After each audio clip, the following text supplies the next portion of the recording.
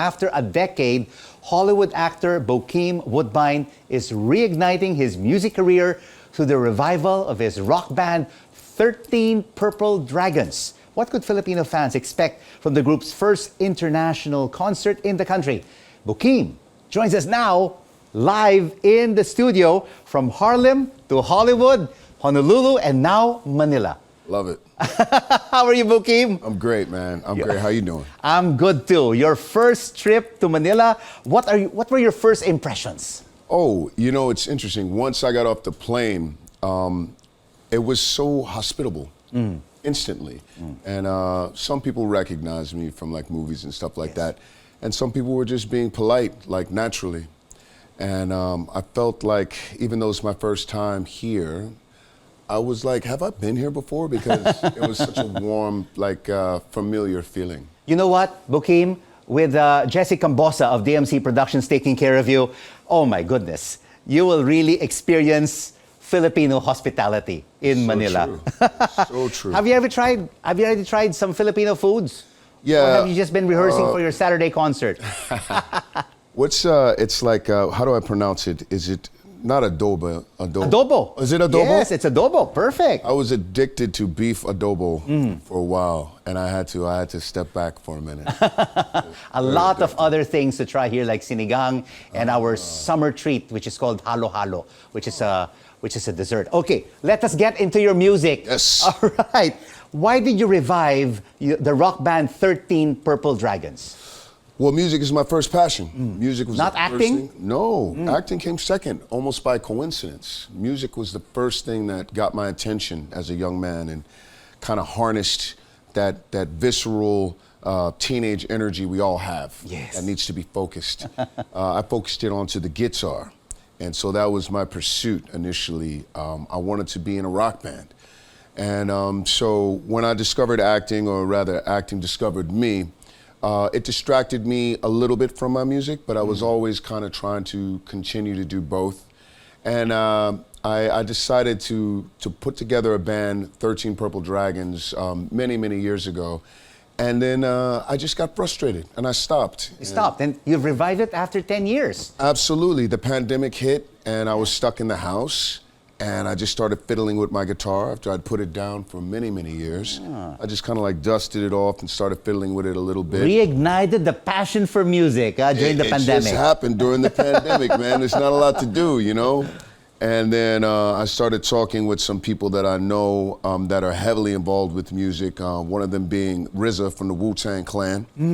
And, you know, he just encouraged me to kind of continue in that direction. And I asked him if it would be okay if I recorded an album at his, 36 Chambers, the legendary 36 Chambers, where he records a lot of music. And he was like, absolutely, come through. After the pandemic's lifted, you know, you're welcome to come through and play some music.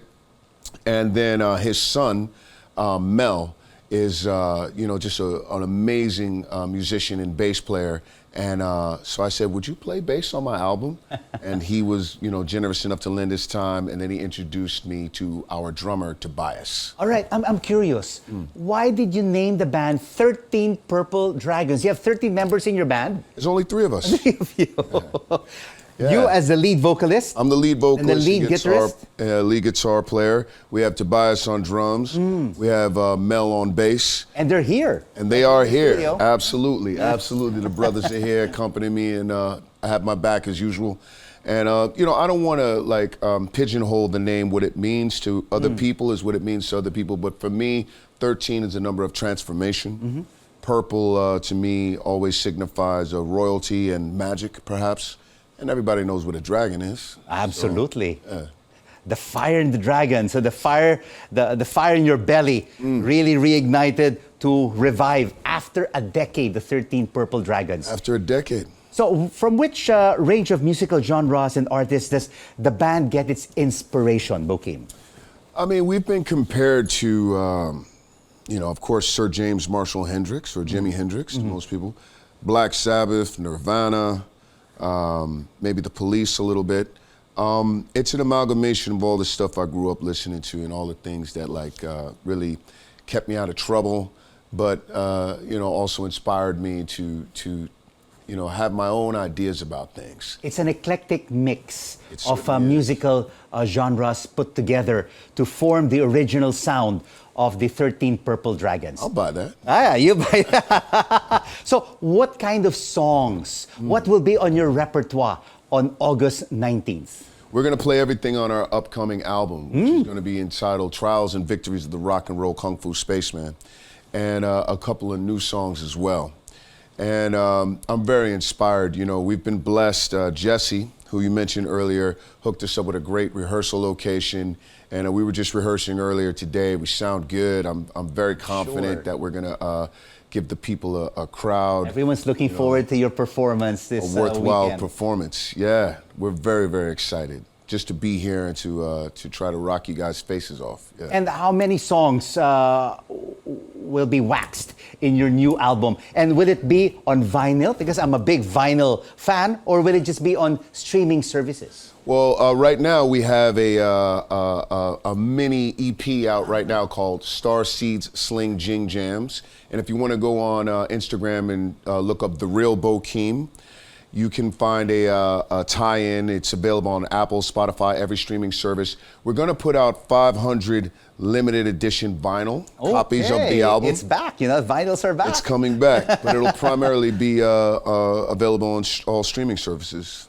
All right, you mentioned to me that acting found you, right? But your first love is Rock and roll. Rock and roll. Yeah. Rock and roll music. And everybody knows you starred in this Oscar Award-winning film of Ray Charles called Ray, together with Jamie Foxx. You also came out in Total Recall with Colin Farrell and Spider-Man Homecoming with Tom Holland. Yeah. Wow. I mean, what does it feel like to be on the set with these superstars and acting with them and interacting with them? It's a wonderful feeling. Everybody you mentioned just now actually is Class A chill cat. I like that. Class A You like chill that? You can cat, borrow that. You can have that. Jamie Foxx is a great guy. I'm so glad that he's back up on his feet, and everybody was praying for him, so that's wonderful. Tom Holland, we say in this industry, he comes from good stock, meaning he's just naturally a very likable gentleman, a great guy, fantastic actor and performer. So Colin Farrell's also a wonderful dude. I've been blessed. Most of the people that I've worked with have just been quite wonderful to work with, to hang out with, just personable, good people who are passionate about getting it right. Yeah. And now that you are back on your musical journey, have you put acting in the back burner? Is it now taking a break? No, I'm multitasking. You're multitasking, okay. I'm multitasking. Yeah, no, I'm actually on a show right now called Halo. It's on Paramount Plus. Our second season is premiering next year, I think February, and the first trailer will be available on the Super Bowl. That's usually in February, every year in February. So we're looking forward to giving the people that, and I also have a film coming out starring myself, Bill Burr, and Bobby Cannavale. It's one of my first comedies, actually. Wow. It's called Old Dads. Yeah. Yeah, it's From drama to comedy. What can you do? What do you like more? Drama, action, or comedy? Or music? Well, rock and roll. I like rock and roll first, and after that I would say action, then comedy, then drama. Rock and roll is really in your DNA, Bokeem. Would you want to star in a rock and roll film? Oh, well, that would be the best of both worlds, wouldn't it? Yes. Yeah, you got me thinking. Maybe I should write one or something. Why not? Why not? And produce it or get one of the big American producers to Do get I have the to screenplay. give you 10% if since you came Hey, up why with not? that? I mean, it's on air. It's live. So, what more can we expect from 13 Purple Dragons after this concert in Manila? Well, we're recording the concert, and we want to make it available next year, 13 Purple Dragons live in Manila. Probably February or March. I'm looking at my manager right now. we're hoping that February or March will be when we release it, and we want to give some of the proceeds to a local charity here for all the sales that will be made. Bokeem Woodbine of 13 Purple Dragons, all roads will be leading to the concert venue on August 19th. Where will it be held? It's at the Newport Performing Arts Center.